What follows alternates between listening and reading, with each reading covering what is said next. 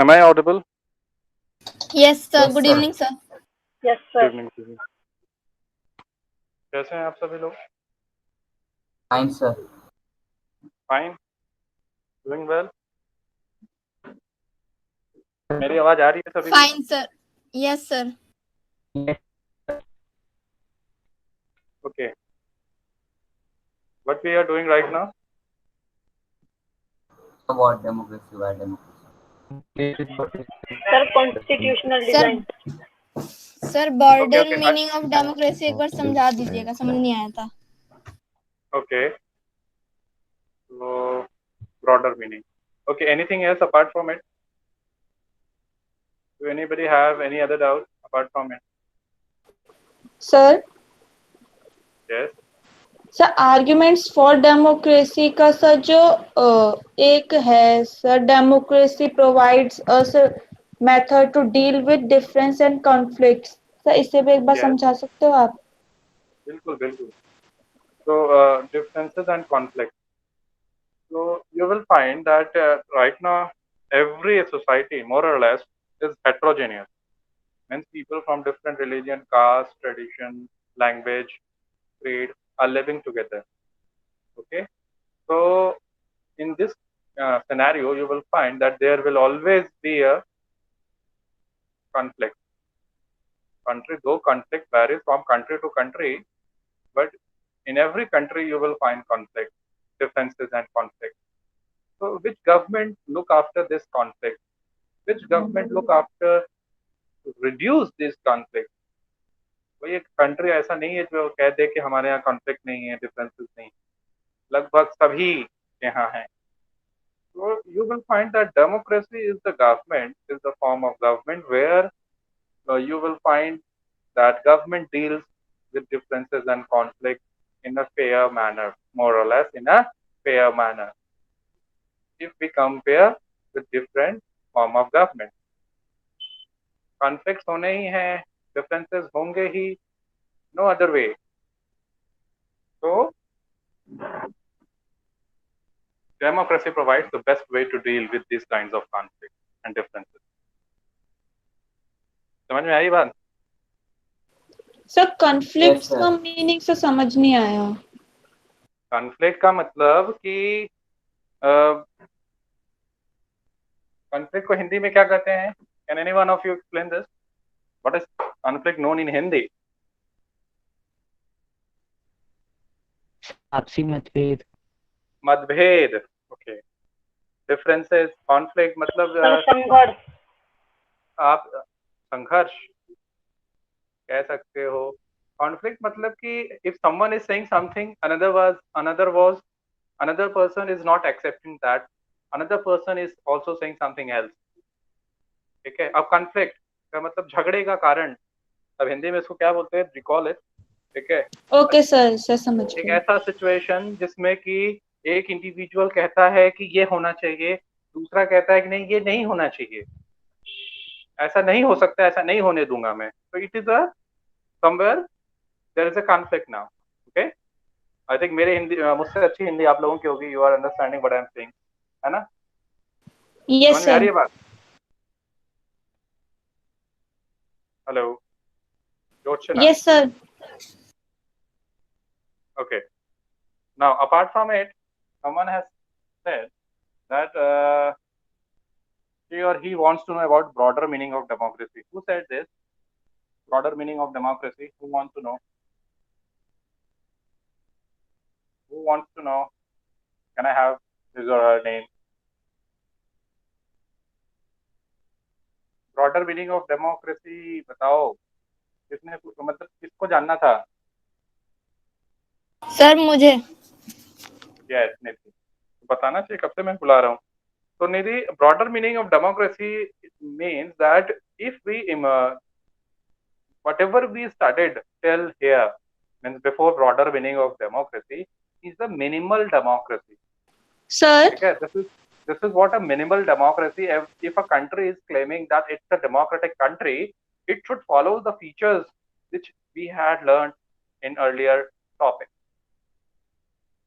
Then we will say that okay, this particular country is fulfilling minimal conditions of democracy. We cannot call it a good democracy at all. For calling any country a good democracy, we need to have democracy. We need to see democracy in every sphere of life in that particular country. समझ में आ रही है बात निधि? Yes sir. हाँ, तो broader meaning का मतलब ये होगा कि डेमोक्रेसी को एवरी स्फीयर ऑफ लाइफ में हम क्या कर सकें, इम्प्लीमेंट कर सकें। अब जैसे कि आपने पढ़ा कि in our family, I think I taught you that कैसे एक फैमिली में एक ही इंडिविजुअल पहले जो है कि क्या करते हैं, मेजर डिसीजन लेते हैं। मेजर डिसीजन मतलब जो मेन डिसीजन है वही लेते हैं। सबसे डिसीजन में सबको इंक्लूड करना चाहिए, सबसे बातचीत करके फिर कोई डिसीजन लेना चाहिए। Even between teacher and student you will find, teacher अगर अपने आप ही अपनी बातों को रखें और स्टूडेंट के बातों को ना सुने, then also you will find that it is not a democratic way. Democratic way क्या होगा कि teacher and students both are discussing something, then only we can get a conclusive और a good qualitative decision, a qualitative environment, a qualitative relationship. समझ में आ रही है बात? Yes sir. So this is what broader meaning of democracy means. We should implement democracy in every sphere of life, okay? And we can implement. Chalo. Yes, Any sir. other doubt apart from it? Sir अगर exam में sir broader meaning of democracy का sir पूछते हैं तो हम sir सबसे पहले उसकी डेफिनेशन लिखेंगे सर डेमोक्रेसी के, उसके बाद से उसके फैक्टर्स लिखेंगे ना? आप लिखोगे, आप सपोज आपसे पूछ लिया गया what do you understand by broader meaning of democracy, so you will explain that democracy form of government in which rulers elect their representative, people elect their representative, ठीक है? और फिर उसके बाद the features which a democratic country should have, तो 1 2 3 4 जो मैंने चार सर आपको बताए। मेरिट्स एंड डिमेरिट्स तो उसमें लिखेंगे हम? नहीं, we will not write merits and demerits over there. We will just explain some features of democracy. After that, we will write that this is the above one is a minimal condition of a democratic country. If a country is claiming that it's a democratic country, it should have this minimal features. Okay, to become the broader meaning of democracy implies that we should implement democracy in every sphere of life. It should be implemented in every sphere of life. For an example, family वाला, teacher का example, इस तरीके से आप 2-3 example दे सकते हो। Public participation, more and more participation of public will make democracy more broadened. समझ में आ रही है बात? In last Yes, paragraph, sir. if you will go, you will find that there a term has been written that more and more public participation. If more and more public participation will happen, it means democracy will evolve more than before. निधि, आपको समझ में आ रहा है? ये भी broader में ही आएगा, public participation, people participation. Yes sir. Any other doubt? Any other doubt? आप लोग No, अपना sir. PPP solve Yes, sir. No sir. कर रहे हैं? Yes, sir. पीपीपी सभी बच्चे सॉल्व कर रहे हैं? Yes, sir. Sure?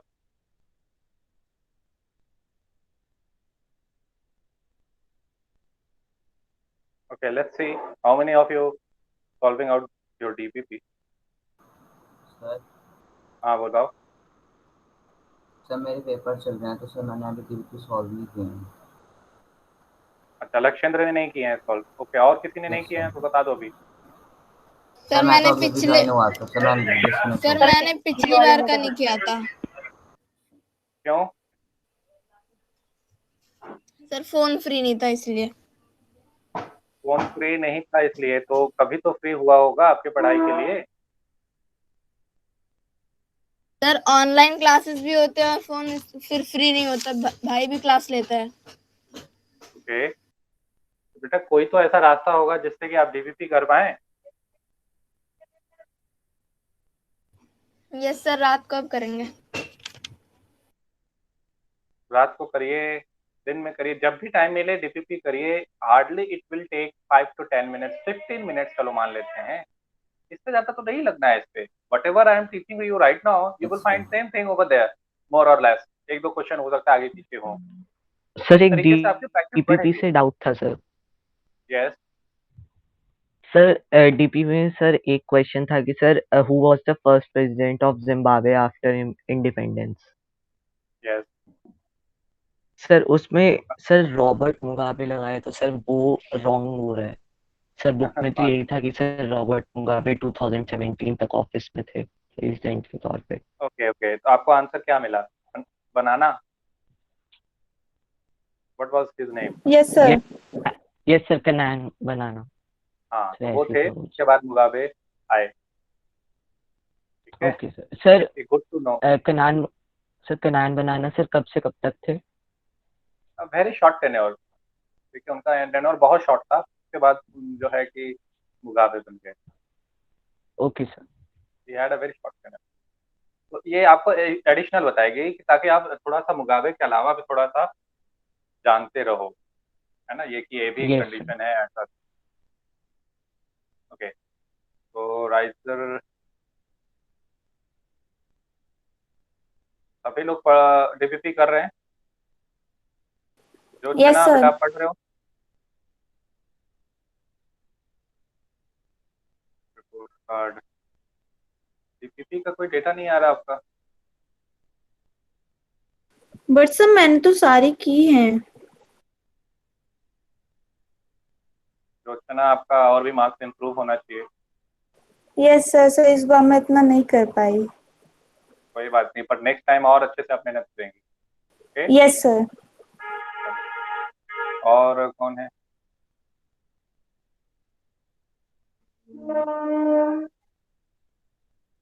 Krrish Verma.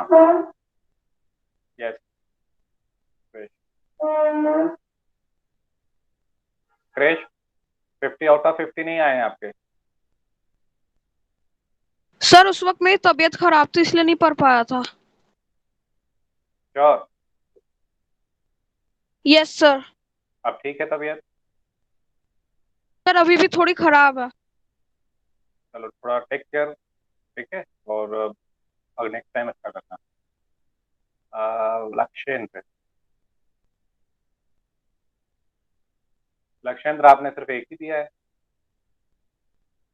Sir वो पेपर बार बार आ जा रहे हैं सर, हर एक हफ्ते के गैप में से पेपर हो जाते हैं। पेपर कैसे हो रहे हैं? फोर्ट नाइटली होते होंगे, यूनिट टेस्ट होते होंगे। सर इस बार तो 80 मार्क्स के हैं सर, लास्ट टाइम भी 40 मार्क्स के हुए थे। टाइम निकालो, ये इसको भी जो है आपको करना है, ये भी आपकी ड्यूटी है। ओके ठीक है, सर। इसके अलावा भी होना चाहिए। देखिए सबके सभी बच्चों के हो रहे हैं, आपके ही नहीं हो रहे हैं। पेपर तो सभी बच्चे के हो रहे हैं ना, है ना? Yes sir. Yes sir. No sir, sir हमारे भी नहीं है। निधि, निधि आपको और ज्यादा मेहनत करनी है। दिख रहा है? Yes sir. नेक्स्ट टाइम मैं एक्सपेक्ट करूंगा कि आप और भी अच्छे नंबर लाएं। Yes sir.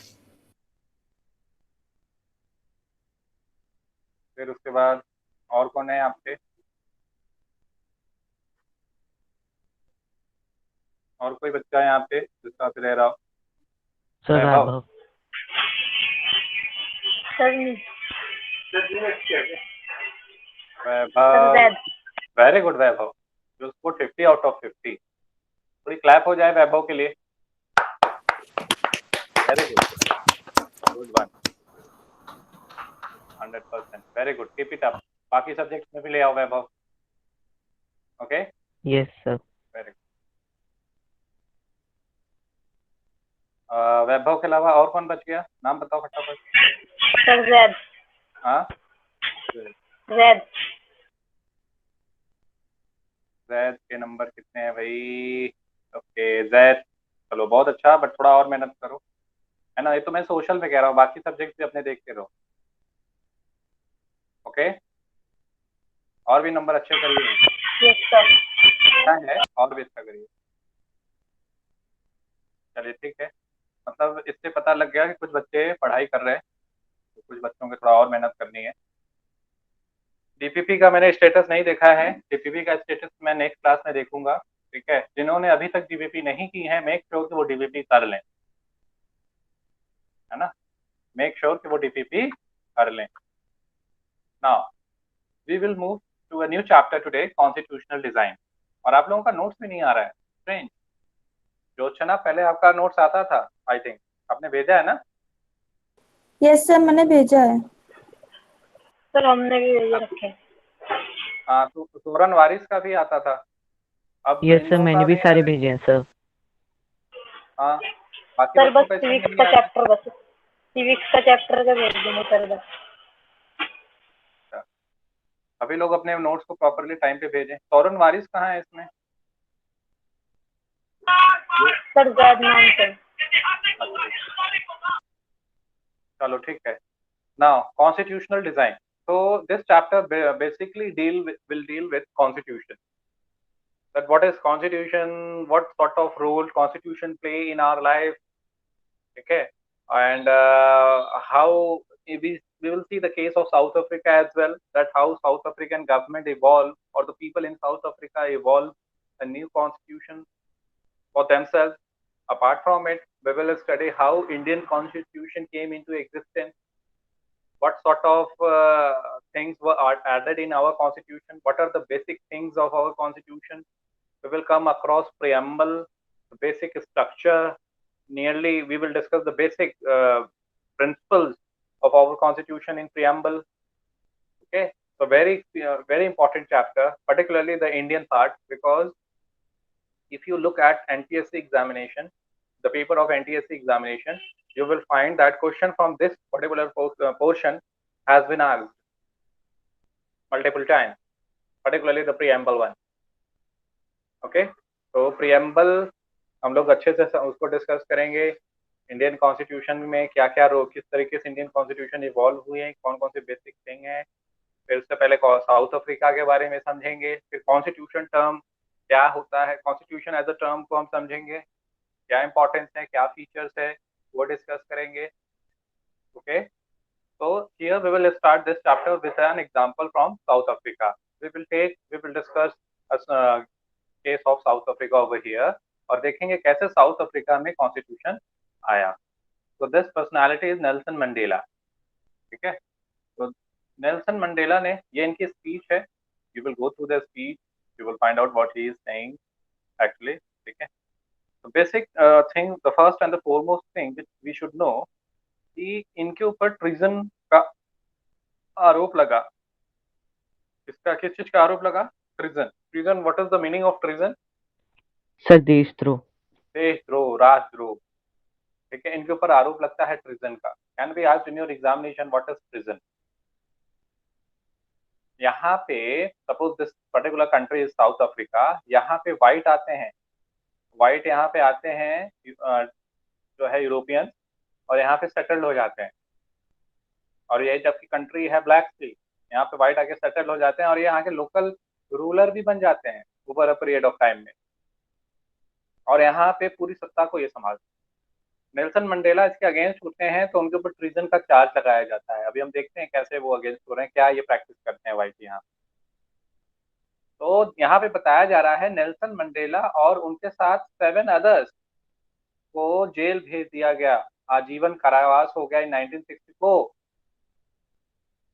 क्यों? क्योंकि उन्होंने अपार्थाइड रिजाइम के अगेंस्ट क्या किया था?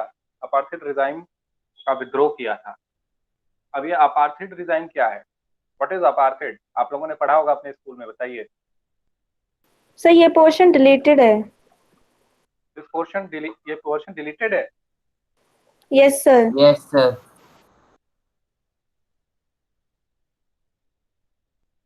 मैंने पिछली क्लास में दिखाया नहीं था ये? हाँ, सर व्हाट? पिछली क्लास में बताया था इसके बारे में, क्या डिलीटेड है क्या नहीं है, कुछ ऐसा। सर ये चैप्टर डिलीटेड नहीं है सर, ये पोर्शन डिलीटेड है। अच्छा, ये पोर्शन डिलीटेड है। ये सर साउथ Okay. अफ्रीका वाला पूरा।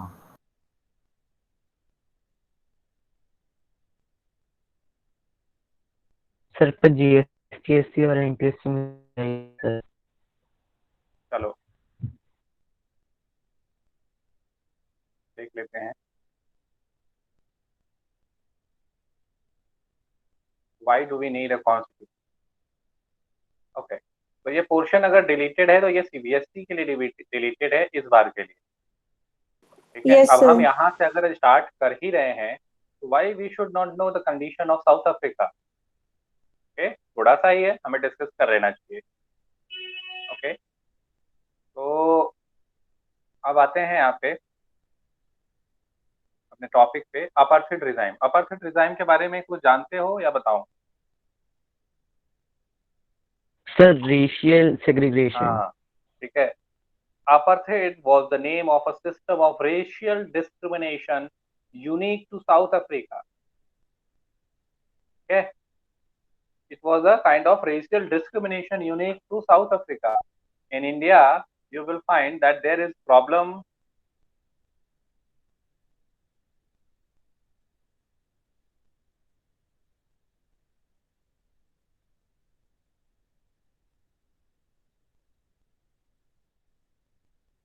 In India, you will find that there is a unique problem which prevail over here.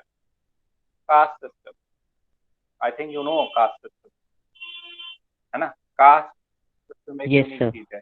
In South Africa, racial discrimination prevailed. ठीक है। अब racial discrimination black and white, blacks और white, ये रंग भेद है, इसको हिंदी में क्या कहेंगे? रंग भेद। तो ये white people they used to treat black as inferior, primitive, backward. Okay तो उस रिजाइन के अगेंस्ट गए थे कौन? Nelson Mandela, and he and 7 others were sentenced to jail. ठीक है, was sentenced to life imprisonment in 1964 और लगभग 28 साल उन्होंने एक बहुत ही भयानक जेल वहां का रॉबिन आइलैंड में अपने 28 साल बिताए।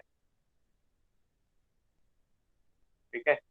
अब यूरोपियन यहाँ पे आए थे साउथ अफ्रीका में during 17th and 18th century. 17th और 18th सेंचुरी में यूरोप में आए थे, यूरोप से आए थे लोग यहाँ साउथ अफ्रीका में सेटल होने। आए थे शुरुआत में तो एज अ ट्रेडिंग कंपनी, ठीक है, जैसे इंडिया में East India Company came over here for the purpose of trade, but what we notice that over a period of time they settled themself over here, though they didn't become local rulers throughout the India, but yes, they settled, somewhere settled, they enhanced their grip, enhanced over a period of time or increased.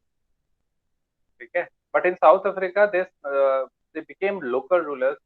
They were ruling South Africa in an holistic way. तो जैसे वहां पे यहाँ पे trade करने के लिए आए थे, वहां पे भी ट्रेड करने के लिए आए, but unlike India you will find a large number of whites had settled in South Africa. Unlike मतलब लाइक इंडिया में ऐसा नहीं हुआ, वहां पे ऐसा हो गया और वहां पे क्या बन गए? लोकल। समझ में आया ये पोर्शन? यस हमें सर। क्लियर? Yes, sir. अब ये जो सिस्टम ऑफ अपार्थाइड था, ये डिवाइड कर दिया पीपल को on the basis of their skin colour. ठीक है। अब वहां के जो नेटिव थे, जो ब्लैक थे, वहां के नेटिव कौन थे? ब्लैक। ओवरऑल पॉपुलेशन में कितने थे? 3 मतलब 4 लोग रहते हैं तो 3 लोग कौन थे? ब्लैक थे।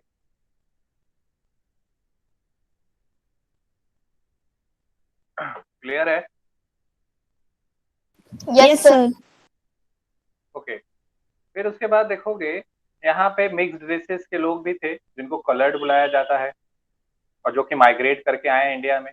तो वाइट अपने आप को सुपीरियर मानते थे और ब्लैक को, कलर्ड को, इन सबको इंफीरियर मानते थे। नॉन वाइट को एज इंफीरियर, देखो लिखा है ना, all non white as inferior. The non white did not have voting right, उनके पास राइट टू वोट भी नहीं था। और ये जो अपर्थिड डिजाइन था, ये पर्टिकुलरली किसके लिए ऑपरेसिव था? सबसे ज्यादा ब्लैक के लिए था। There was a system of segregation. क्या था? System of segregation. ठीक है, सेग्रीगेशन मतलब division between white and non white. Non whites अगर कह लें तो पर्टिकुलरली कौन है? ब्लैक। हालांकि कलर्ड भी आते हैं। ठीक है, तो व्हाइट्स का अपना चर्च है, स्कूल है, हॉस्पिटल है, और बताओ। स्कूल है, हॉस्पिटल है, चर्च है, एनीथिंग एल्स? सर खुद के रेस्टोरेंट है। Restaurant, sir right to vote. Right to vote है, चलो ये तो ठीक है। Sir cinema halls. सर दोनों के अलग अलग पब्लिक राइट्स हैं। ट्रांसपोर्ट। सिनेमा हॉल, ठीक है, ये सारे इनके अपने हैं। ठीक है, और ये यहाँ पे राइट टू वोट यहाँ पे ना ही लगाओ तो बेहतर है। ठीक है, यहाँ पे सेग्रीगेशन हम पढ़ रहे हैं, हालांकि ये भी कंक्लूड कर सकते हैं, बट यहाँ पे देखोगे तो इनके सेपरेट, क्योंकि राइट टू वोट इनका सेपरेट नहीं है, इसीलिए मैं आपसे नहीं लिख रहा हूँ। ठीक है, इनका अपना सेपरेट। ठीक है, सेपरेट, सब कुछ separate separate. This is what system of segregation is all about. अब सिस्टम ऑफ सेग्रीगेशन से हुआ क्या? ऐसा नहीं है कि non whites were not allowed in whites area, they were allowed. क्योंकि आपको मालूम है बहुत सारे काम ऐसे होते हैं जो कि व्हाइट्स नहीं कर पाएंगे, पर्टिकुलरली जो लेबर वाला काम होगा, मैनुअल स्कैवेंजर्स और जो है मैनुअल रिक पैकर्स, और जो ओवर क्लीनलीनेस के लिए जो ओवरऑल वर्क करते हैं पर्सन, वो जो है व्हाइट नहीं कर पाएंगे। They need someone who can help them out, civil को साफ करना, और ये बहुत सारे ऐसे काम है which white will not like to do, like to perform. So what they need, what they will require now, they will require some black people who can come and work for them. ऐसा नहीं था ये segregation एकदम absolute था। White people require non-white, particularly black, in order to perform certain activities, and they got means certain black people would have at that time permits. With the help of that permits, they enter into area of white. समझ में आ रही है बात? What I am saying? Yes sir. No sir. No sir. नहीं समझ में आया?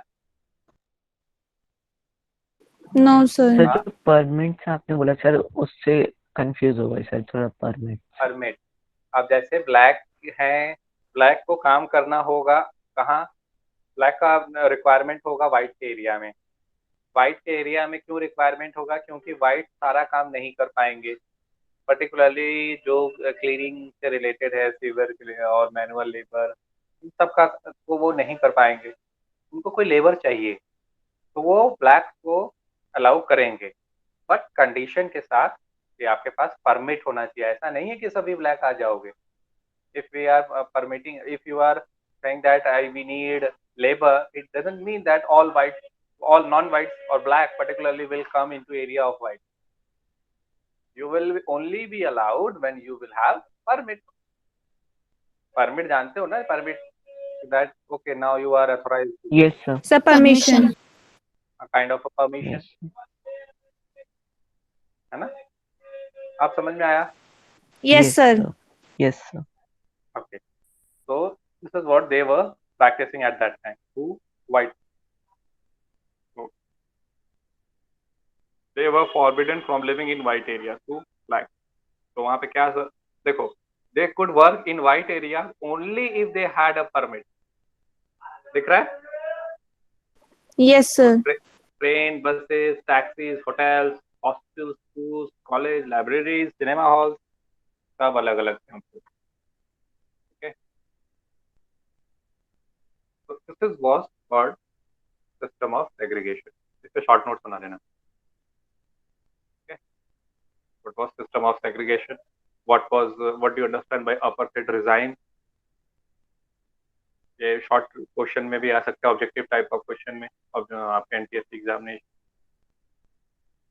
तो चर्च का भी है, बता दिया। तो 1950s के बाद 1950 से लेकर देखा गया कि ब्लैक कलर्ड इंडियन एक साथ आके इस अपार्टहेड रिजाइम के या अपार्टहेड सिस्टम के खिलाफ लड़ते हैं।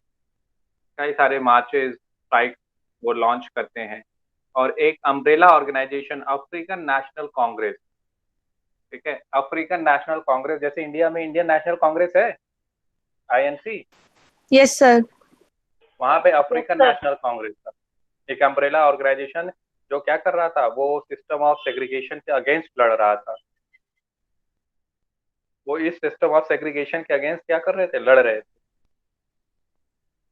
कभी उसमें कई सारे सर यहाँ पे जो अम्ब्रेला का वर्ड यूज हुआ है सर वो समझ नहीं आया sir. Umbrella umbrella organisation, organisation.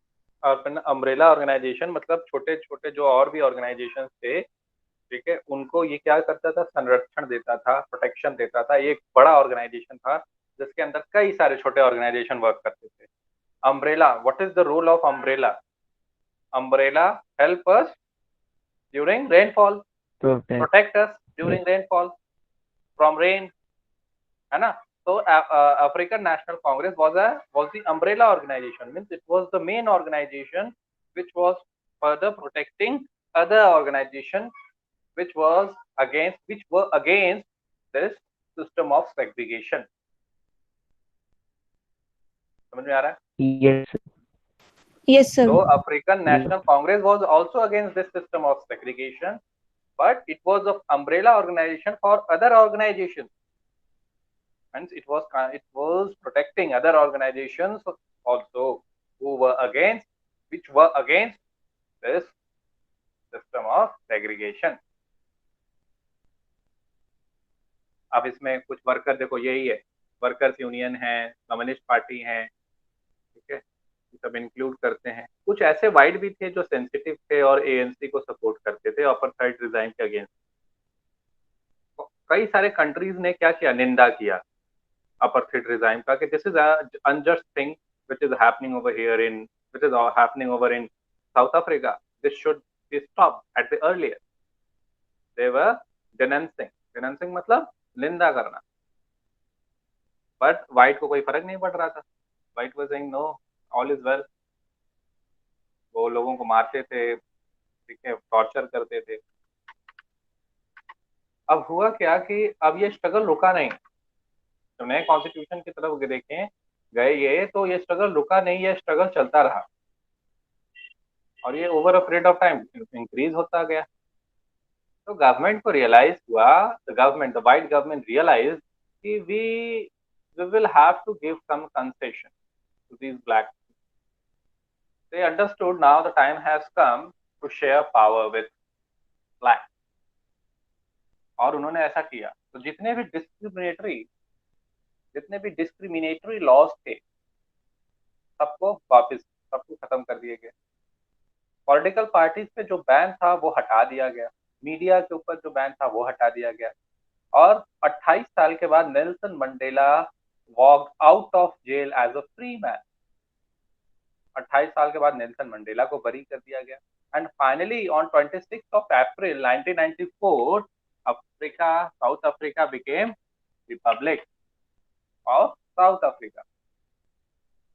एक नेशनल फ्लैग बना उनका, रिपब्लिक ऑफ साउथ अफ्रीका, और उसको लहराया गया, और एक नया डेमोक्रेसी वर्ल्ड में जन्म लिया साउथ अफ्रीका का। अपार्थाइड गवर्नमेंट ये जो है खत्म हो गया, केम टू एन एंड। अब ये हुआ कैसे? और Nelson Mandela, the first president of this new South Africa on this extraordinary transition, फिर वो क्या करते हैं, उससे एक,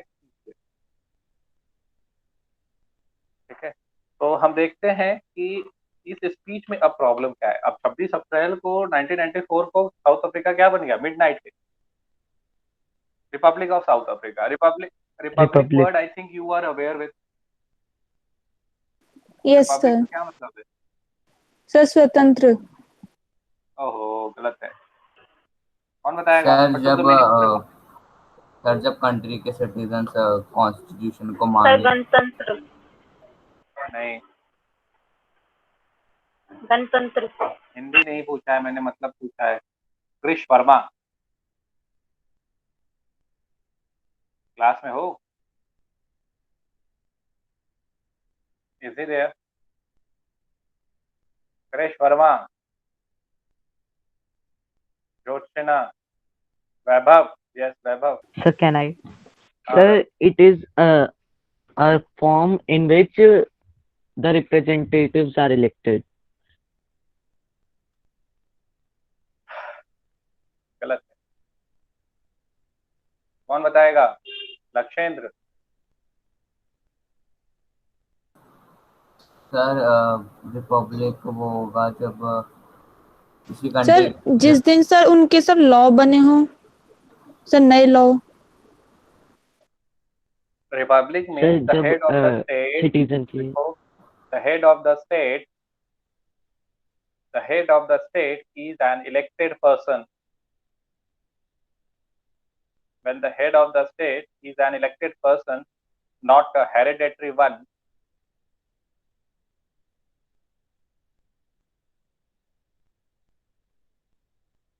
republic is a form of government in which the head of the state is an elected person, not a hereditary one. Head of the state जब elect होके आए तो वो रिपब्लिक कहलाएगा. okay? जैसे हमारे यहाँ Okay, head of the sir. state कौन है?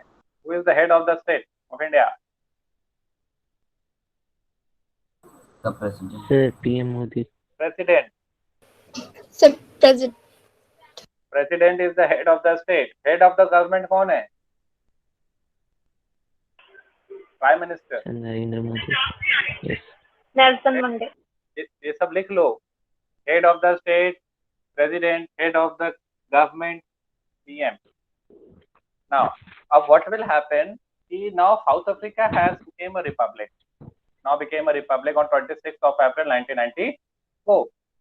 After becoming a republic, okay, you will find that there will be a conflict. Okay, conflict between whites and blacks. Fear of conflict. Okay, there will be a fear of conflict between among whites and blacks and others. तो अभी fear of conflict क्यों है? White के बारे में आपने पढ़ा कि they were very oppressive, they were oppressors, they were treated black in an unjust way. Now they all are coming together. They are looking for a constitution. Now they want to become a republic. Black will also same kind of jealousness. Black would have that kind of resentment, which can hurt, which can put pain, okay, on whites.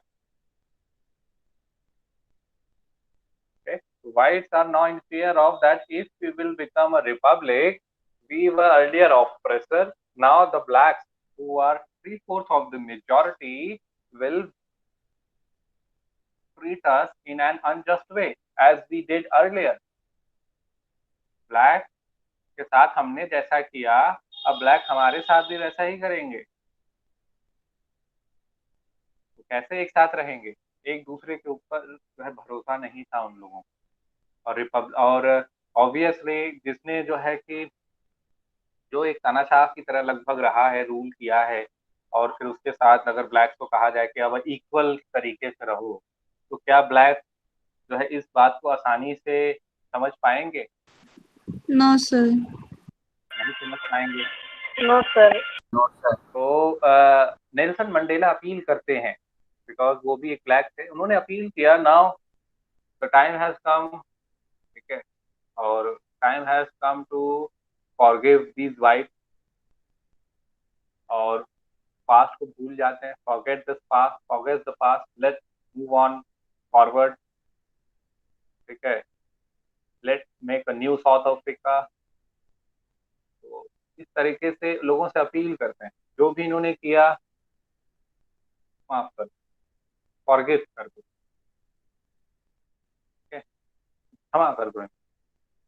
अब एक नए जो है south Africa की तरफ move करते हैं, जहाँ पे नए अपॉर्चुनिटीज मिलेंगे और नए तरीके से हम लोग लीड करेंगे.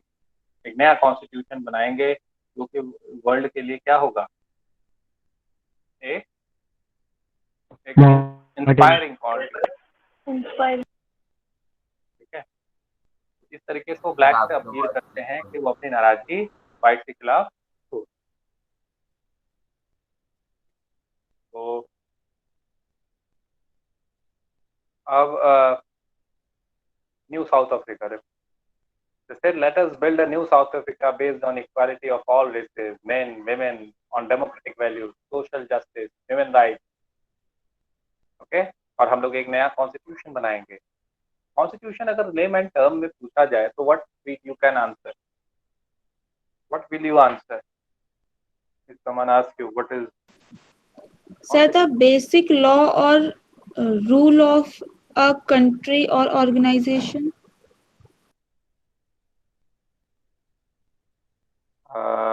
So the basic laws and principles of a country. Basic laws and principles of a country. Basic laws and principles of a country. Okay. So constitution is, in a layman term, someone asks you, you should say that constitution is a set of rules and regulations through which a country is governed. Okay. Governed होती है या run, particularly if a country is a democratic one. लगभग हर एक country का अपना एक constitution होता है। ओके, नाउ अब इसमें देखेंगे कि डिस्कशन होता है, 2 साल का डिस्कशन होता है, डिबेट होता है, और एक फाइनेस्ट कॉन्स्टिट्यूशन पे लोग आते हैं। Finest constitution the world has ever had. This constitution give citizen the most extensive rights. हम लोग अभी पढ़ेंगे आगे आने वाले चैप्टरों में कि कैसे साउथ अफ्रीका का कॉन्स्टिट्यूशन में अलग से कौन से ऐसे राइट्स हैं जो बहुत ज्यादा एक्सपेंसिव हैं, जो और कहीं नहीं है। राइट टू हाउस, वहाँ पे एक फंडामेंटल राइट है, राइट टू होम। फिर उसके बाद एनवायरमेंट राइट भी है वहाँ पे। हम लोग आगे पढ़ेंगे किस तरीके से है वो, किसी को इंक्लूड नहीं करना। और ठीक है, प्रीएम्बल, एक introductory part of the constitution will explain all this thing. हमें उतना नहीं जानना है। अब आते हैं,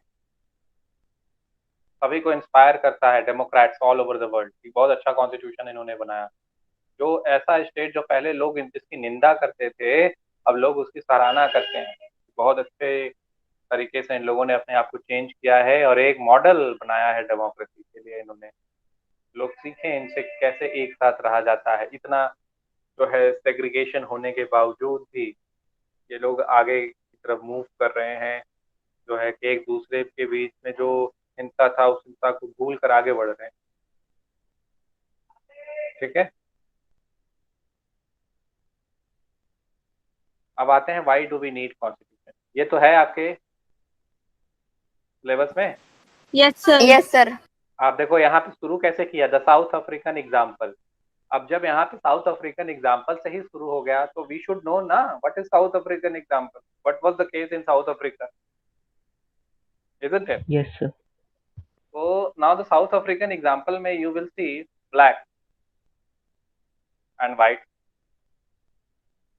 कॉन्स्टिट्यूशन की जब बात होगी तो ब्लैक को जो है इनसे फियर है, ट्रस्ट नहीं है इनके ऊपर, नो ट्रस्ट, इनके पे कोई ट्रस्ट नहीं है। ठीक है, how to build up this trust. Now the question will be how to build up this trust. Blacks कहते हैं कल को ये कुछ भी कर सकते हैं, व्हाइट्स ही हैं। हमने पीछे भी देखा है कि इस तरीके से व्हाइट्स हम लोगों को ट्रीट करते थे। व्हाइट सोचते हैं कि ये तो ब्लैक्स हैं, हम लोगों ने अच्छा इनसे बर्ताव नहीं किया है, अब ये भी बदला लेंगे, छोड़ेंगे नहीं। तो there was a deficiency of trust deficiency. तो constitution played a vital role over here.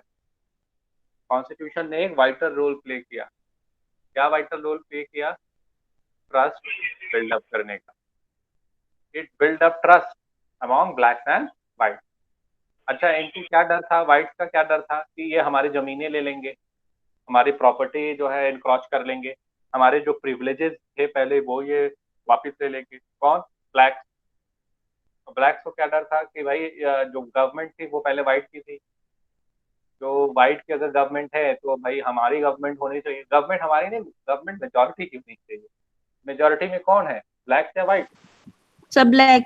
Black है। ठीक है, जो है कि ब्लैक की जो है मेजोरिटी की गवर्नमेंट बननी चाहिए, इक्वालिटी बिफोर लॉ हो। ओके, तो ये सारी बातें लोग देखते हैं। ऑपरेसर और ऑपरेस दोनों को अब एक साथ रहना है इस डेमोक्रेसी में, ये बहुत बड़ा चैलेंजिंग टर्म है, चैलेंजिंग थिंग है। हाँ सर, ये जो ट्रस्ट कॉन्स्टिट्यूशन ने बिल्डअप कैसे किया?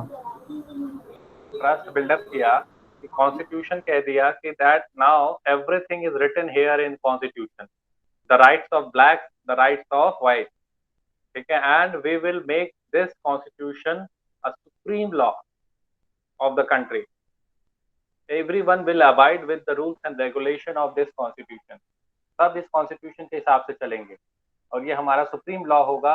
whatever is written in constitution will be accepted by all regardless race, irrespective of race, caste अलग है नहीं वहाँ पे, religion and all, तो this सर बहुत सारी कंट्री अब आज के डेट में देखो तो देखा जाए तो कोई ऐसी चीज नहीं है जो कि ट्रस्ट बिल्डअप कर ले, but something, if something is written there in constitution and as everybody is agreeing means everyone okay wants to have this kind of constitution, तो कहीं ना कहीं ट्रस्ट बिल्डअप अपने आप हो जाता है। you will find that automatically some, हालांकि पूरी तरीके से ट्रस्ट बिल्डअप नहीं होगा, but yes to an extent a trust will build up। एक ऐसी कंट्री जहाँ पे लोग एक दूसरे से नफरत कर रहे हैं, वहां पे कॉन्स्टिट्यूशन को वो लाते हैं बीच में और कहते हैं हम लोग अभी इस कॉन्स्टिट्यूशन के हिसाब से चलेंगे, और उस कॉन्स्टिट्यूशन में लोगों को बराबर का अधिकार मिला है, किसी को स्पेशल ट्रीटमेंट नहीं दिया जा रहा है, ठीक है, जो माइनॉरिटी हैं उनके लिए स्पेशल प्रोटेक्शन और उसके लिए स्पेशल लॉज हैं कि उनकी माइनॉरिटी के लैंग्वेज, कस्टम्स, ठीक है, उनके जो रिलीजन है उसको प्रोटेक्ट किया जा सके, मेजोरिटी की रूल जो एब्सोल्यूट ना हो सके, तो सारा कुछ लिखा होता है कॉन्स्टिट्यूशन। तो कॉन्स्टिट्यूशन में ये सब लिखा है और ये सब अगर सभी लोग इसको मानते हैं तो कहीं ना कहीं एक ट्रस्ट बिल्डअप होता है, जिससे वो कंट्री फिर फर्दर क्या कर सकती है, रन कर सकती है। समझ में आई बात? सर अगर सर एक केस हो सर जहाँ पे अनरिटन कॉन्स्टिट्यूशन हो सर, उधर कैसे ट्रस्ट बिल्ड कर सकते हैं? तो अनरिटन कॉन्स्टिट्यूशन है तो it means it is not a democratic country. अब it is not a democratic country, it means it's a country, ठीक है, which is ruled by a monarch, a dictator, ठीक है, कुछ इस तरीके से लोग रूल कर रहे हैं, तो they can have their own constitution, it depends on their will that whether they want the constitution और not. Obviously it will be a non democratic country, और वहां पे फिर जब नॉन डेमोक्रेटिक है तो बहुत सारे जो आपके राइट्स हैं, ठीक है, और राइट्स हैं और फिर आपके जो लॉज हैं जो डेमोक्रेटिक कंट्री में होते हैं वो फॉलो नहीं होंगे। सर न्यूजीलैंड तो सर एक डेमोक्रेटिक कंट्री है और सर उसमें सर अनरिटन कॉन्स्टिट्यूशन है सर। अनरिटन कॉन्स्टिट्यूशन है या ओरल कॉन्स्टिट्यूशन है? सर ये नहीं पता सर, उसे अनरिटन में काउंट करते हैं सर, जब मैंने सर्च कराया तो सर। ओरल कॉन्स्टिट्यूशन होगा ना, कॉन्स्टिट्यूशन रिटन भी होता है, ओरल भी होता है। न्यूजीलैंड के लोग जो है आपके वाइट हैं, वाइट ही हैं, और वहां पे उन लोगों की समझदारी इतनी है कि वो रिटन पे ज्यादा महत्व नहीं देते। वो कह रहे हैं कि भाई हम जो है कि orally basic essence of law को फॉलो करेंगे, हम खुद इतने समझदार हैं कि लॉ में क्या सही है क्या गलत, वो मतलब लॉ को एज पर द सिनेरियो हम जज कर लेंगे कि क्या सही है और क्या गलत है। तो वहां पे न्यूजीलैंड का केस यहाँ पे के केस से डिफरेंट है। न्यूजीलैंड के केस में उतनी ज्यादा जो पॉपुलेशन है वो पॉपुलेशन के बीच में इतना ज्यादा कॉन्फ्लिक्ट नहीं है, जैसा कि आपके यहाँ इंडिया या फिर साउथ अफ्रीका के केस। समझ में आई बात? Yes sir, yes sir. Any other doubt? हाँ,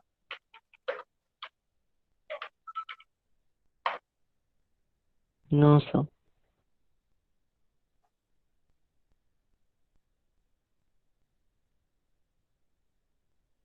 देखो यहाँ पे क्या लिखा है, New Zealand has no single constitutional document, means it has multiple constitutional document. समझ में आई बात? सर ये नहीं समझ आया सर, मल्टीपल मल्टीपल। कह रहे हैं New Zealand has no single constitutional document, single नहीं है, इसका मतलब क्या होगा, मल्टीपल होगा ना, एक से ज्यादा यस होगा। सर। Yes sir. वही कह रहा हूँ, बिना कॉन्स्टिट्यूशन के कैसे आप कह सकते हो। चलो ठीक है, हम लोग उस पर ज्यादा डिबेट में नहीं जाएंगे। ठीक है, मैंने जो समझाया वो बात समझ में आई? Yes sir. हाँ, कहीं पे रिटर्न होता है, कहीं पे ओरल होता है। चलिए हम लोग अब आगे फर्दर मूव करते हैं। अब आपको मालूम है न्यूजीलैंड ही पहली कंट्री है जो 1893 में, न्यूजीलैंड बताया होगा मैंने, पहली ऐसी कंट्री है जो 1893 में यूनिवर्सल एडल्ट सफ्रेज को, फ्रेंचाइज को क्या करती है, इम्प्लीमेंट करती है। बताया था शायद फ्रेंच रेवोल्यूशन यस में। सर। यस सर, बताया था। Yes sir. सर ये UAAF क्या है? Universal adult franchise means everyone Yes, sir, आपने बताया। Every adult will have right to vote.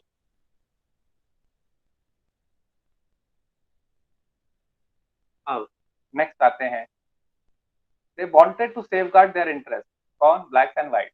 The black majority was keen to ensure that democratic principle of majority rule was not compromised, मतलब they want majority rule। बताया मैंने majority rule के बारे में, black चाहते हैं सोशल Yes, और sir. Economic rights मिले, और माइनॉरिटी अपने प्रिविलेजेस और अपने प्रॉपर्टी को प्रोटेक्ट करना चाहते हैं। दोनों के अपने अपने फियर है, कॉज ऑफ फियर। तो हुआ क्या कि ब्लैक जो है कहते हैं ठीक है हम व्हाइट के साथ, जो व्हाइट चाहते हैं हम ऐसा नहीं करेंगे, व्हाइट कहते हैं ठीक है जो ब्लैक कंप्रोमाइज कर रहे हैं हम भी कर लेंगे। White agreed principle of majority rule, one person one vote को अग्री हो गए वो। Basic rights for the poor भी अग्री कर गए, ठीक है। और फिर ब्लैक्स भी अग्री करते हैं majority rule will not be absolute, ऐसा नहीं कि जो मेजॉरिटी चाहेगी वही होगा, मेजॉरिटेरियन फॉर्म ऑफ गवर्नमेंट होगा, ऐसा नहीं होगा, माइनॉरिटी को भी कंसिडर करेंगे। तो this is how a compromise came into existence between blacks and white। okay, हम उनकी प्रॉपर्टी नहीं देंगे। नाउ अब नेक्स्ट आते हैं, तो डेमोक्रेसी में कोई देखते हैं हम, ठीक है, तो डेमोक्रेसी में एक ऐसा वे है, एक ऐसा फॉर्म ऑफ गवर्नमेंट है जो सोसाइटी को, जो किसी भी सोसाइटी को डेवलप करने में हेल्प करती है, सोशली भी, इकोनॉमिकली भी और पॉलिटिक्स, राजनीतिक तौर पे, सामाजिक तौर पे और आर्थिक तौर पे। डेमोक्रेसी कॉन्फ्लिक्ट रिड्यूस नहीं करती, कॉन्फ्लिक्ट को बढ़ाती नहीं है, उसको फर्दर रिड्यूस करने के वेज बताती है, तभी इसे राय मशविरा लिया जाता है। डिसीजन डिले तो होता है बट डिसीजन क्वालिटेटिव होता है, उत्तरदायी, एक उत्तरदायी क्या कहते हैं, अकाउंटेबल फॉर्म ऑफ गवर्नमेंट होता है डेमोक्रेसी। और उस डेमोक्रेसी को रन करने में सबसे बड़ा रोल किसका है, आपका कॉन्स्टिट्यूशन। ठीक है, उस डेमोक्रेसी को रन करने में सबसे बड़ा रोल किसका है, Constitution. Constitution. Constitution. Now we will learn how constitution, what is constitution, what are the features of constitution, है ना। तो रीडिंग करना चाहोगे आप लोग? Yes sir.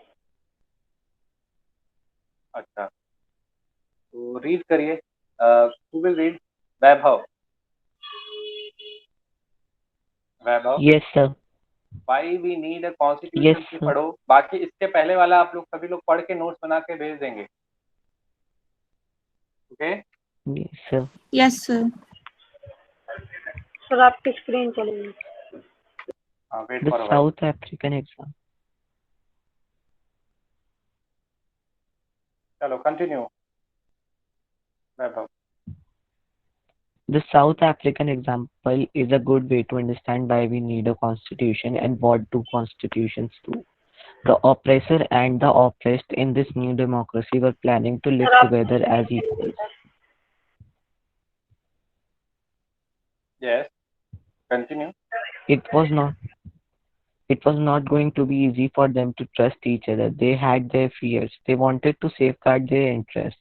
The black majority was keen to ensure that the democratic principle of majority rule was not compromised. They wanted substantial Underline कर लो. social and economic rights. The white minority was keen to protect its privileges and property. After long negotia- After long negotiations, both parties agreed to a compromise. The whites agreed to the principles of majority rule and that of one person, one vote. They also agreed to accept some basic rights for the poor and the workers. The blacks agreed that majority rule would not be absolute. They agreed that the majority would not take away the property of the white minority. This compromise was not easy. Was this compromise going to be implemented? Even if they managed to trust each other, what was the guarantee that this trust will not be broken in future? The only way to build and maintain trust in such situation is to write down some rules of the game that everyone should abide by. These Underline. rules lay down how the rulers are to be chosen in future. These rules also determine what the elected governments are empowered to do and what they cannot do. Finally, these rules decide the right of the citizens. These rules will work only if the winner cannot them very easily. This is what the South Africans did. They agreed on some basic rules. They also agreed that no government will be able to ignore these. This set of basic rules is called the Constitution. Wait, Vaibhav, your voice is not clear. वैभव आपकी आवाज cut रही है. Yes, sir. आप एक बार फिर Yes, से read sir. करो 2-3 लाइनें जो पहले पढ़ी थी. सर हाँ. This is what the sir South African abide meaning क्या होता है? Abide का मीनिंग कौन बताएगा? sir पालन. पालन. Yes. And sir Abide means- empowered? Empowered. किसी को मालूम है? पावरफुल बनाना. ठीक है. सशक्तिकरण. Empowered. ओके. पावरफुल बनाना ये समझ में आ रहा है? पावरफुल बनाना. Yes sir. हाँ. Abide means you will have to follow. You need to follow. You will accept. So, continue. These rules will work only if the winner cannot change them very easily. This is what the South Africans did. They agreed on some basic rules. They also agreed that these rules will be supreme, that no government will be able to ignore these. This set of basic rules is called a constitution. Constitution making is not unique to South Africa. Every country has diverse groups of people. Their relationship may not have been as bad as between the whites and blacks in South Africa. But all over the world, people have differences of opinion and interest. Whether democratic or not, most countries in the world need to have these basic rules. This applies not just to governments. Any association needs to have its constitution. It could be a club in your area, a cooperative society, or a political party. They all need a constitution. Hmm. Thus, the constitution of a country is a set of written rules that are accepted by all people living together in a country. Wait. Constitution is the supreme. Wait. What is constitution? If a question comes in your examination, so you will write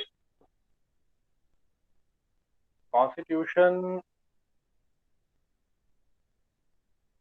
The constitution of a country is a set of written rules that are accepted by all people living together in a country. फिर इसके बाद लिखोगे it is the supreme law that determine the relationship among people living in a territory called citizens and also relationship between people and the government. ठीक है यहाँ तक भी. Sir हाँ. मेरे एग्जाम में आया था 1 मार्क्स का व्हाट इज कॉन्स्टिट्यूशन. सो मैंने ये हाँ. लिखा था the constitution is a set of the constitution is a set of rules which is followed by every citizen of that country. Sir ये सही हो सकता है? Is a set of constitution is the supreme law of any country to which that country is governed. ठीक है, अब यहाँ पे इसके अलावा अगर सपोज इफ यू से सर थोड़ा और शॉर्ट में बता दीजिए कॉन्स्टिट्यूशन का डेफिनेशन, तो you will find somewhere here. ठीक है, कॉन्स्टिट्यूशन सुप्रीम लॉ, देखो यहाँ पे भी सुप्रीम लॉ आ रहा है, of a country containing fundamental rules governing the politics and society in a country. So it's a very, this is in a layman term. ठीक है, this definition will be in a layman term. If you want to write in a standard way, you should write the first one which I told you. ठीक है, आपने जो कहा वो गलत नहीं है पूरी तरीके से, बट थोड़ा और अच्छे से उसको आप क्या करें, एक्सप्लेन करें. Okay, sir. So, what is constitution? It is a set of written rules that are accepted by all people living together in a country. Okay? It is a supreme law that determines the relationship among people living in a territory and also the relationship between people and government.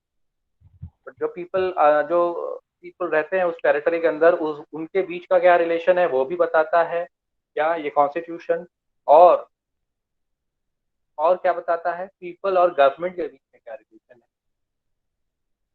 तो बस एक यही answer, एक अच्छा answer आपका constitution का ये हो जाएगा.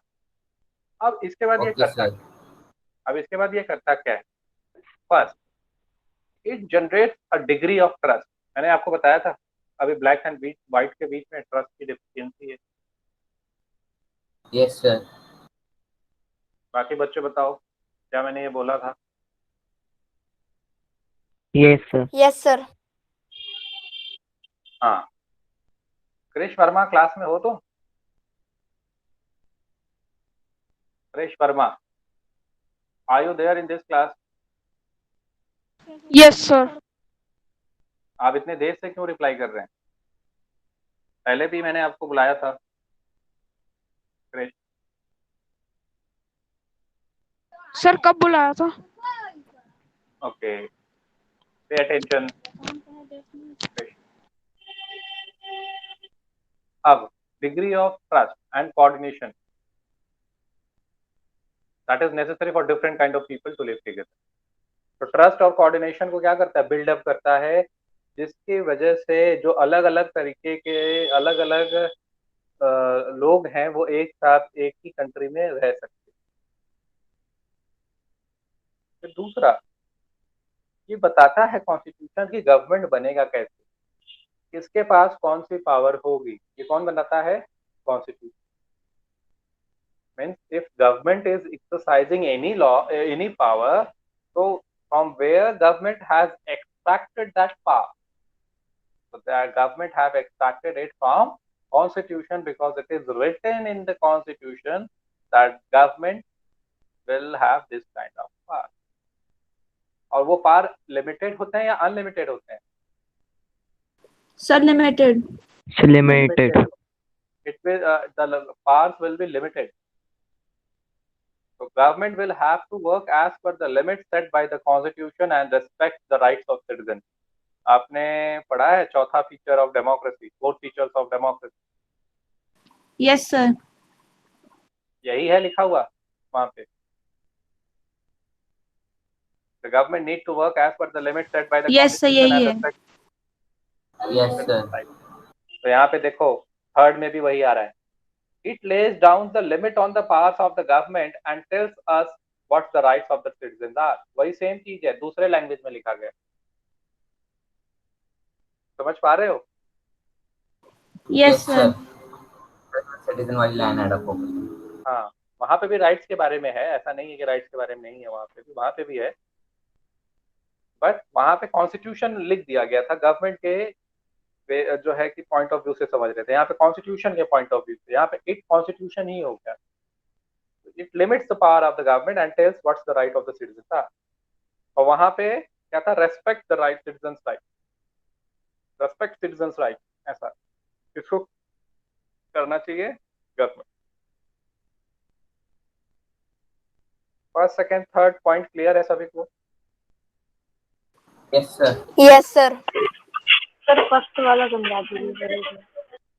हाँ, फर्स्ट वाला है कि कॉन्स्टिट्यूशन के हेल्प से हम ट्रस्ट और कोऑर्डिनेशन डेवलप कर पाते हैं among different people who are living in the country. So what will happen? The result will be that though these people will leave a conflict, though not entirely, but a conflict-free society, or it will reduce the conflict among the people who are living there. मतलब main क्या है, ये degree जो है buildup करता है. Degree किस चीज की? ट्रस्ट की. एक कोऑर्डिनेशन बिल्डअप करता है ताकि लोग जो अलग अलग तरीके के रह रहे हैं उस कंट्री में, वो उस कंट्री में अच्छे से रह सके, एक साथ रह सकें. क्लियर है? Yes sir. सर एक बार सेकेंड वाला भी समझा दीजिए दोबारा। हाँ, सेकंड में ये बताया गया है कि कैसे गवर्नमेंट बनेगा. ये कहाँ लिखा होगा? कॉन्स्टिट्यूशन. अब आपने जब डेमोक्रेसी पढ़ा तो डेमोक्रेसी में पहला फीचर पढ़ा कि final decision should be taken by those who are elected by the people. So where it is written, where this thing will be written, this thing will be written in the constitution that this particular country, constitution में लिखा होना चाहिए कि अगर किसी country की constitution है तो it will clearly specify that how the government will form. वो बताएंगे कि Lok Sabha will have a direct election where people of the country will vote and all the people will have one person, one vote, one value phenomena. There will be no segregation between rich and poor. All will be equal in the eyes of law. ये सब लिखा होगा constitution में. Government कैसे बनेगा, कौन vote करेगा, कौन नहीं वोट करेगा, क्या क्या टर्म्स एंड कंडीशंस है, रूल्स एंड रेगुलेशंस है, all will be written there in the constitution. समझ में आया? Yes sir. Yes sir. सभी को समझ में आ गया? Yes sir. Yes sir. Okay. वैसे सोशल साइंस आपका पहले से अच्छा हो रहा है, इंक्रीज हो रहा है? Yes sir. Yes sir. Knowledge आपका ओके फील गुड होता है क्योंकि सोशल साइंस इतना ज्यादा लेक्चर देकर शायद ही डिस्कस होता है. अभी तक कैसे पढ़ा था? डिस्कशन के फॉर्म में पढ़ा था या क्वेश्चन आंसर के फॉर्म में पढ़ा था? Sir question answer. Question answer. Sir question answer. चलो, तो डिस्कशन हो रहा है तो अच्छा लग रहा है, समझ में आ रहा है? Yes sir. Yes sir. Yes sir. Yes sir. Question answer आप लोग अपने से कर लोगे ना? स्कूल वाले करा रहे होंगे. Yes sir. Yes yes sir. Sir. ठीक है. वैसे आपके पास मॉड्यूल भी होगा, मॉड्यूल से भी क्वेश्चन आंसर आप लिख सकते हो. किसी भी क्वेश्चन में कोई भी प्रॉब्लम हो, आंसर में कोई भी प्रॉब्लम हो, आप डिस्कस कर सकते हैं, मेल आईडी पे मेल कर सकते हैं. Now the fourth one, it expresses the aspiration of the people about creating a good society. तो ये एक्सप्रेस करता है कि लोग यहाँ के जो लोग हैं कैसे सोसाइटी बनाना चाहते हैं. ठीक है, कैसे किस तरह की गुड सोसाइटी वो बनाना चाहते हैं, वो कौन क्या क्या एक्सप्रेस करता है? कॉन्स्टिट्यूशन. किसी कंट्री के बारे में अगर जानना हो तो सबसे पहले उनके कॉन्स्टिट्यूशन को पढ़िए क्योंकि that constitution is accepted by all. And if you go through the constitution and if you find any loophole or any kind of discrimination, you can understand the willingness of the people, the aspirations of the people who are living over there in that country. Constitution पढ़ो, उस देश के बारे में समझो और वहाँ के लोगों के बारे में समझो कि वो ऐसा कॉन्स्टिट्यूशन क्यों चाहते हैं.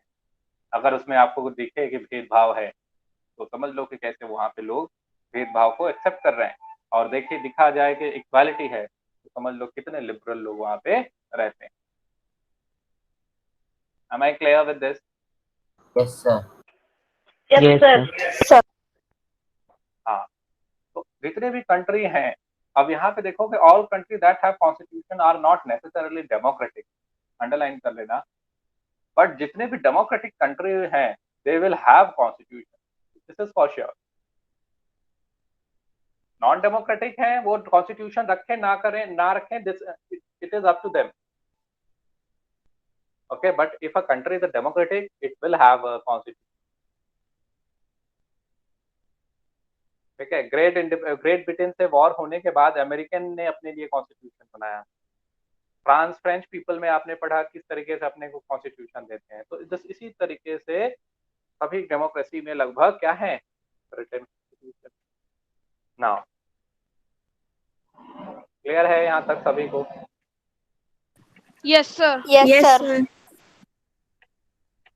Yes, Now sir. we will move to the making of the Indian Constitution.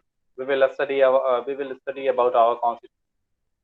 तो हमारा जो कॉन्स्टिट्यूशन है वो काफी जो है कि आप देखोगे तो काफी एक्सपैंडेड है, काफी ज्यादा उसमें जो है कंटेंट लिखे गए हैं, सबसे ज्यादा आई थिंक बल्कि कॉन्स्टिट्यूशन है वर्ल्ड का। तो मेकिंग ऑफ इंडियन कॉन्स्टिट्यूशन जो था वो ऐसा नहीं था कि आफ्टर इंडिपेंडेंस स्टार्ट हुआ। जब यहाँ पे इंडिया में फ्रीडम स्ट्रगल चल रही थी उसी दौरान जो यहाँ के नेशनलिस्ट लीडर थे they learn a lot of thing from foreign countries. French revolution हुआ वहां से सीखा, आपने पढ़ा था Raja Ram Mohan Roy, Yes, sir. Yes, sir. And Yes, Tipu sir. Sultan. Tipu Sultan were very inspired. फिर उसके बाद 10th में पढ़ोगे the rise of nationalism Europe, Europe के नेशनलिज्म से लोग इंस्पायर थे। ओके, तो डिफरेंट कंट्री में जिस तरीके से डिफरेंट चीजें हो रही थी, अमेरिकन वॉर ऑफ इंडिपेंडेंस से भी उन्होंने सीखा। तो दो नेशनलिस्ट लीडर थे और उनमें से जो पढ़े लिखे बहुत ज्यादा थे, they know that what value should be here, what value we should adopt in order to sustain democracy in India, because in India there is huge diversity and to accommodate that diversity we need a holistic constitution. Yes, sir. Okay, so India की constitution was not a very easy thing, ठीक है, it was drawn up over a period of time since freedom struggle, ठीक है, और you will find जब struggle हो रहा था, फ्रीडम स्ट्रगल हो रहा था, तो बहुत सारे अभी पढ़ोगे कि कैसे अलग अलग कॉन्स्टिट्यूशन के जो प्रोविजंस हैं आज के डेट में हम देखते हैं वो फ्रीडम स्ट्रगल के दौरान ही अडॉप्ट कर लिए गए थे।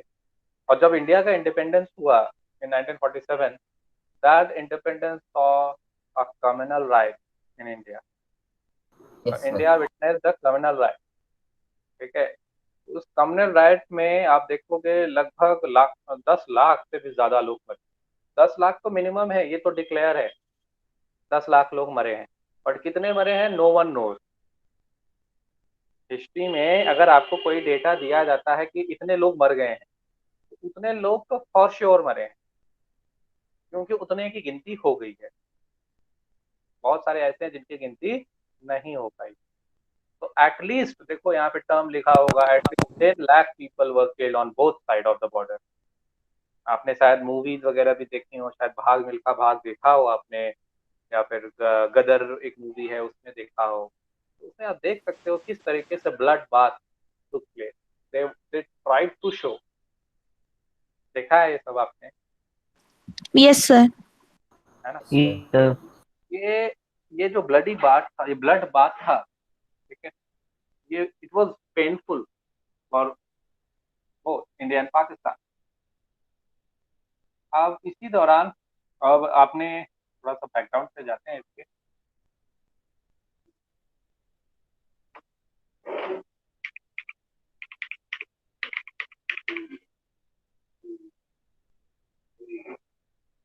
आपने पढ़ा होगा कि प्रिंसली स्टेट, प्रोविंशियल स्टेट पढ़ा था ब्रिटिशर्स। Yes, sir.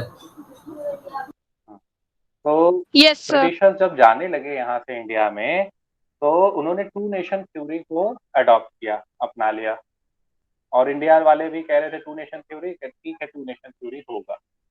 तो वहां पे ब्रिटिशर्स ने कहा कि जो है कि प्रिंसली स्टेट, प्रोविंशियल तो आपस में बढ़ गया,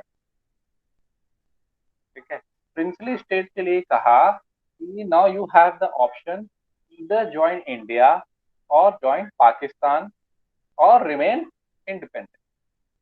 या तो इंडिया ज्वाइन कर लो, या तो पाकिस्तान ज्वाइन कर लो, या तो इंडिपेंडेंस हो जाओ। इंडिपेंडेंट रहो, कोई दिक्कत नहीं। तो जूनागढ़, हैदराबाद, ठीक है, ये सारे लोग, जम्मू एंड कश्मीर, ये सब प्रिंसली स्टेट थे। Yes sir. 565 लगभग, आपने अगर पढ़ा हो 8 में, 565 Yes, sir. Around princely sir state. 528। 528, 65, NCERT यही कहती है ना, 65 या 28, देख सर लेना एक बार। मुझे आंसर, जैसे मुझे जो बुक मिली थी वो 520 अराउंड 528 अराउंड लिखा था। कोई बात नहीं, एक बार फिर से चेक कर लेना, ठीक है। तो उसमें आप देखोगे कि ये ऑप्शन था, इधर ज्वाइन इंडिया और पाकिस्तान और रिमेन। तो स्टैचू ऑफ यूनिटी आपने देखा होगा, सरदार वल्लभ भाई पटेल के लिए बनाया गया है, Yes, sir. 182 मीटर का। तो Sardar Vallabh bhai Patel played a prominent role over here. उन्होंने क्या किया कि कई सारे प्रिंसली स्टेट को इंडिया में मर्ज करवा दिया, ठीक है। जो नहीं मर्ज हो पाया वो है आपका the state of Jammu and Kashmir, जो कि आज की डेट में भी कन्फ्लिक्टिंग है। ओके, सरदार वल्लभ भाई पटेल को और क्या बुलाया जाता है? Iron man of iron man of India. Iron man. तो यस, अब यहाँ पे कैसा कॉन्स्टिट्यूशन बने, क्या पास था कॉन्स्टिट्यूशन का, वो देखते हैं।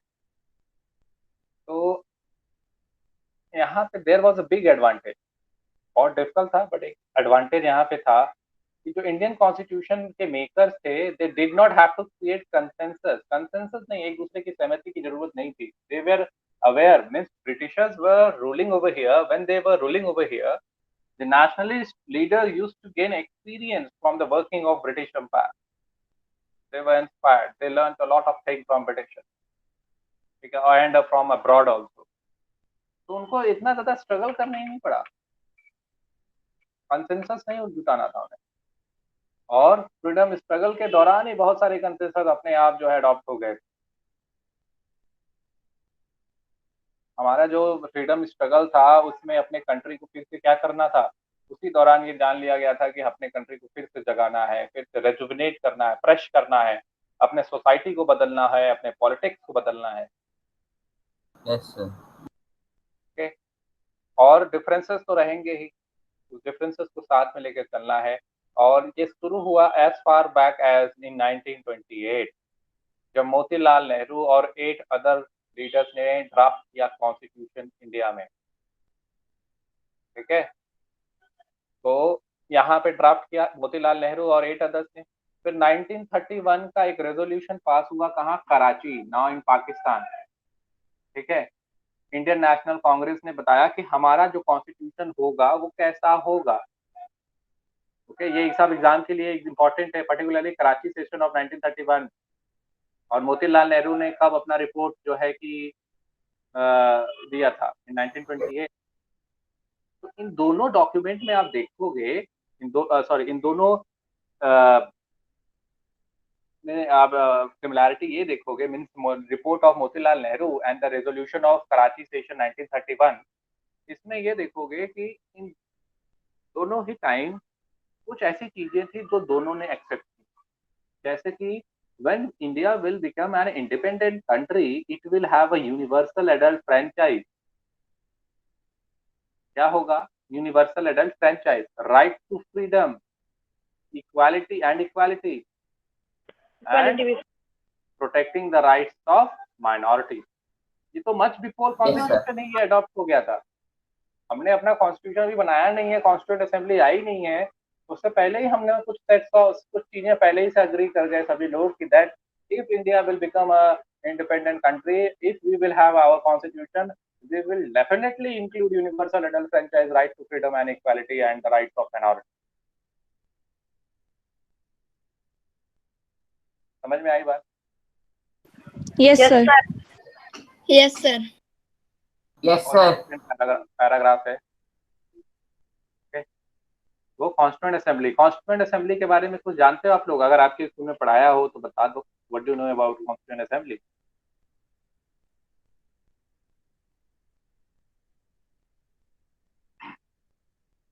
The role of constituent assembly is to make constitution. The member of constituent assembly क्या करते हैं? Have the role to draft the constitution. समझ में आई? बात समझ में आई? Yes, sir. ओके, तो चलो रीड कर लो इतना, फिर आगे सर हम पढ़े? नाम बताओ। सर सौरभ। Sir, Lakshmin. चलो सौरभ पढ़ लो, उसके बाद नेक्स्ट किसने बताया था? लक्षेंद्र, उसके बाद पढ़ना। Like South Africa, India's constitution was also drawn up under very difficult circumstances. The making of the constitution for a huge and diverse country like India was not an easy affair. At that time, the people of India were emerging from the status of subject to that of citizens. The country was born through a partition on the basis of the religious differences. This was a traumatic experience for the people of India and Pakistan.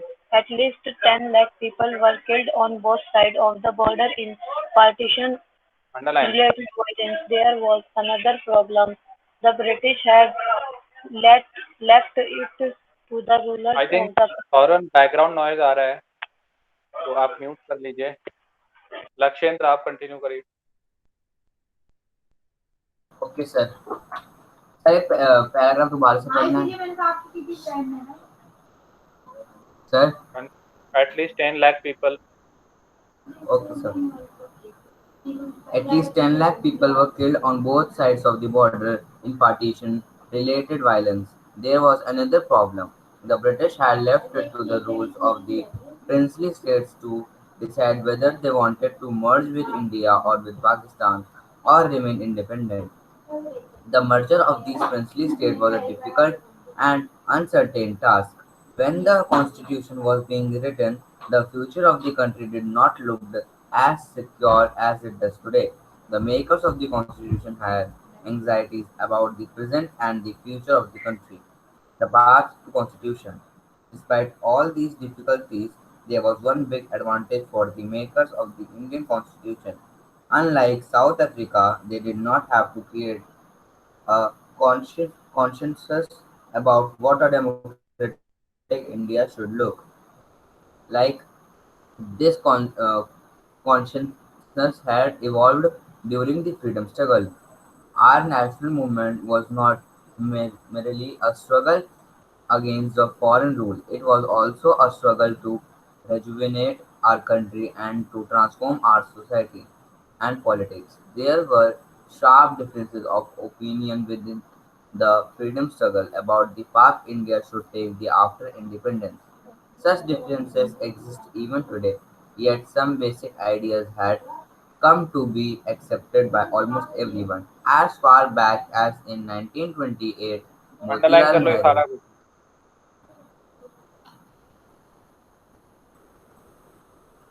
Continue. As far as back in 1928, Motilal Nehru and eight other Congress leaders drafted as a constitution for India. In 1931, the resolution at the Karachi session of the Indian National Congress dwelt on how independent India's constitution should look like. Both these documents were committed to the inclusion of universal adult franchise, the right to freedom and equality, and to protecting the rights of minorities in the Constitution of Independent India.